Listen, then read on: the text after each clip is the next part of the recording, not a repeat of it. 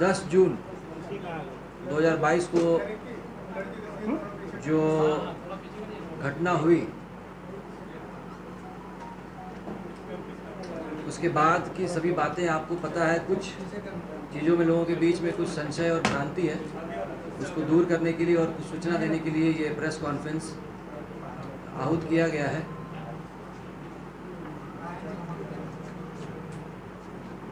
दस तारीख की घटना के बाद बड़ी संख्या में जो एक उन्मादी भीड़ आई थी उस पर कंट्रोल पाने के लिए जो भी फोर्स यूज़ करने की आवश्यकता पड़ी, जो हमारे पास तरीके थे, रिसोर्स थे, वो सारे हम लोगों ने उसको यूज़ किया। इनफैक्ट कुछ दिन पहले से लगातार पेट्रोलिंग किया जा रहा था, वो सब चीज़ें। उसके बाद 10 तारीख को दोपहर में क्या हुआ वो सबको पता है, और 3 बजे, साढ़े 3 बजे के बाद ये जो है घटना काफ़ी पीक एक भयावह रूप ले ली। उसके बाद प्रशासन के द्वारा जो मिनिमम फोर्स यूज़ करने के साथ ताकि भीड़ को नियंत्रित किया सके, वो हम लोग फोर्स यूज़ किया गया। और उसके बाद भीड़ पर काबू पाने के बाद निषेधाज्ञा आदेश 144 CRPC SDM के ऑर्डर से पहले अल्बर्ट एक्का चौक से लेकर सुजाता चौक तक लगाया गया, दोनों तरफ रोड के 500 मीटर तक। उसके बाद कुछ अन्य जगह से भी कुछ सूचना आई। उसके बाद विधि व्यवस्था को कायम रखने के लिए कुल 12 थानों में 144 जारी किया गया 10 तारीख को शाम के 8 बजे से। इसी बीच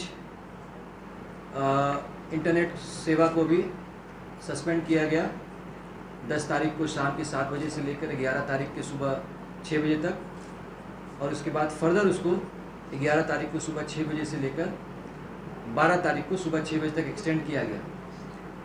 इसी बीच फोर्स और भी जगह से डिप्लॉय किए गए, और जब चीज़ें थोड़ी सामान्य होने लगी तब इंटरनेट सेवा को आज सुबह 4 बजे से उसको बहाल किया गया है।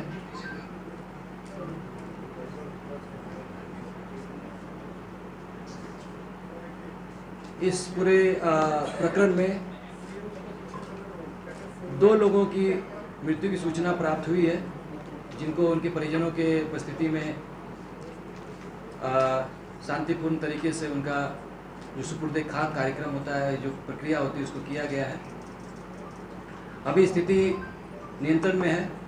लगातार जिला प्रशासन के द्वारा निगरानी रखी जा रही है, और कुछ थाने हैं जहां पर लोगों को संशय है कि लोगों को असुविधा हो रही है।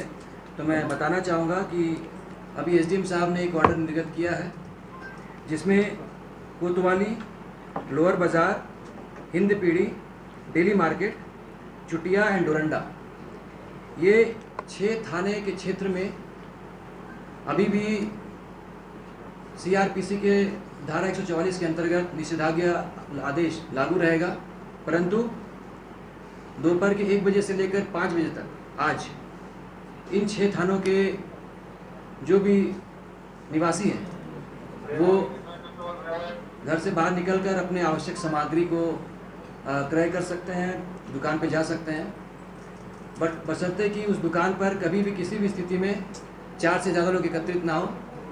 अगर 5 या 5 से ज़्यादा लोग एकत्रित होंगे तो उसको अनलॉफुल असेंबली माना जाएगा। और इस 6 थाना के अलावा बाकी सभी थाना, चाहे वो शहरी हो चाहे ग्रामीण क्षेत्र में, किसी भी तरह का कोई 144 धारा लागू नहीं किया गया है। उनके द्वारा यहाँ की शांति व्यवस्था, आपसी समन्वय को खराब करने की कोशिश की गई थी।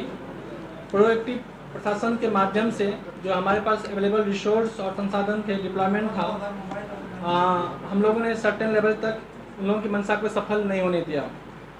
उसके उपरांत शहर में एक क्योस था और स्थिति काफ़ी डरावनी सी प्रतीत हो रही थी। इस संदर्भ में जिला प्रशासन के स्तर से कुछ एहतियात कदम उठाए गए थे।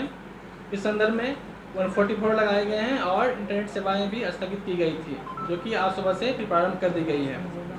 अभी आप लोग जो खुद जो स्थिति देख पा रहे होंगे शहर की, लगातार जो है स्थिति सामान्य सी होती प्रतीत हो रही है और इसी संदर्भ में जो है जो सेवाएं लोगों को मिलनी चाहिए थी, जो स्थगित हुई थी, उसको फिर से शुरू किया गया है और इसी परिप्रेक्ष्य में जो इंटरनेट सेवाएं ऑलरेडी प्रारंभ हो चुकी हैं।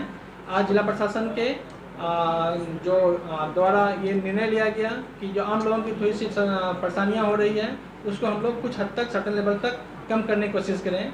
तो एक प्रॉपर मीटिंग के बाद हम लोगों ने कुछ पॉकेट में कुछ समय के लिए उन चीज़ों को थोड़ा सा रिलैक्स करने की प्रक्रिया आरंभ कर दी है। आप लोगों को बताना चाहूँगा कि जो स्थिति हुई थी उसके उपरांत जिले में अभी तक कुल मिला के 25 FIR रजिस्टर्ड हो चुके हैं। कुछ मीडिया बंधु हमसे पूछ रहे थे कि कितने FIR हुए हैं, तो जिले में अभी 25 FIR प्रतिबंधित हुए हैं। कुल मिला के 22 लोग जो है नामजद हैं और जो हैं सैकड़ों अज्ञात पे केस हुआ है।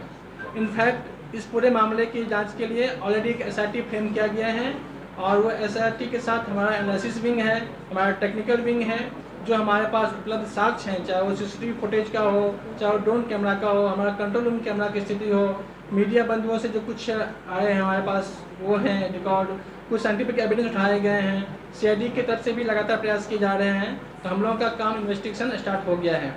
सेम टाइम हम लोगों की सबसे प्राथमिकता थी जिले में अमन चाल दुरुस्त करने के लिए। इस परिप्रेक्ष्य में पुलिस मुख्यालय के द्वारा रांची जिले में 3500 के ऊपर फोर्स दिए गए हैं।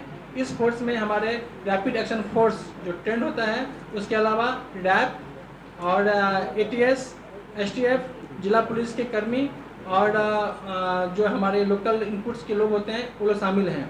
संपूर्ण मामले की बहुत ही अच्छे तरीके से विश्लेषण और उस पर नज़र रखी जा रही है, जिसका मॉनिटरिंग रांची जिला से भी हो रहा है और ब्रांच के द्वारा भी की जा रही है। आप लोगों को मैं ये बताना चाहूँगा कि उस पूरी घटना में जो है अभी तक स्थिति के अनुरूप 38 पॉकेट्स को हम लोगों ने वल्नरेबल सेंसिटिव घोषित किया था, जहाँ पे लगातार दिन रात जो है फोर्स का डिप्लॉयमेंट है। कुछ पार्टिकुलर पॉकेट्स में आप लोगों ने रोड शो, फ्लैग मार्च भी देखा है, ताकि आम जनता का विश्वास प्रशासन पे बना रहे और कॉन्फिडेंस बिल्डिंग्स के तहत जो उपाय लिए जाते हैं वो हम लोग कर रहे हैं।